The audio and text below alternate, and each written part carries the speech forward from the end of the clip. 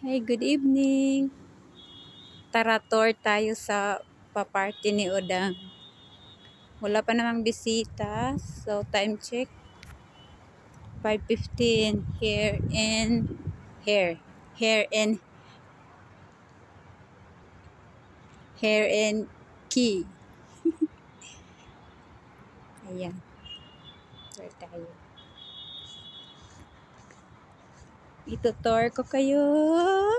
Ito yung settings nila.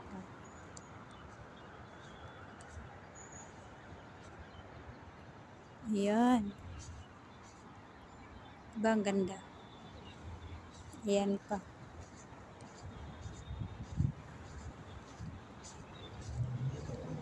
Dito tayo sa pa-candle nila. May pa-music pa sila dyan mamaya. Oh. Diba? Family gatherings lang siguro to. Kasi tinanong ko siya kanina, para ano yan madam? Sabi niya. For us, sabi niya gano'n. Diba? Yan. Ang sosyal. Diba? Tapos yan. Cater lang naman siya. Ayan.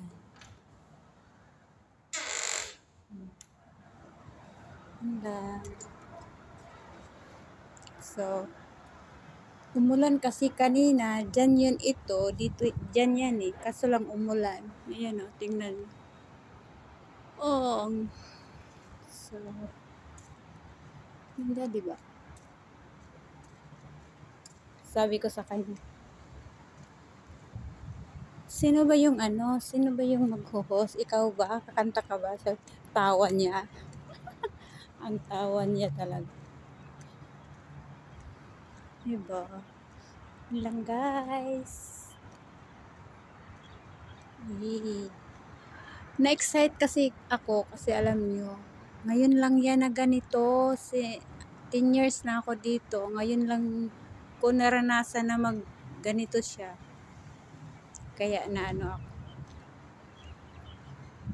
na-amaze ako sa napagod ngayon eh, nagpa-massage sa akin kasi 9 a.m. until now siyempre siya yung nag-host ng party, so ang busy niya, kawawa naman, sakit, nagpahilot ng likod.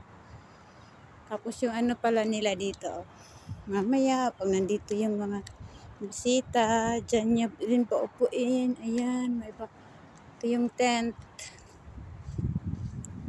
Yan, ganda. Basa na ako guys. Ulan kasi. Ayan. Diba? May pa-flower sa gitna. Ayan. Ito yung tinatawag nilang kema. Kema, correct me if I'm wrong. Kema, tent in English. So, yan lang guys. Mamaya, may mga bisita na yan.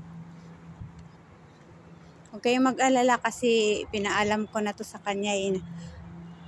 Ako ng video. Sabi niya, okay. Oh, okay. Bye guys. Pasok na ako.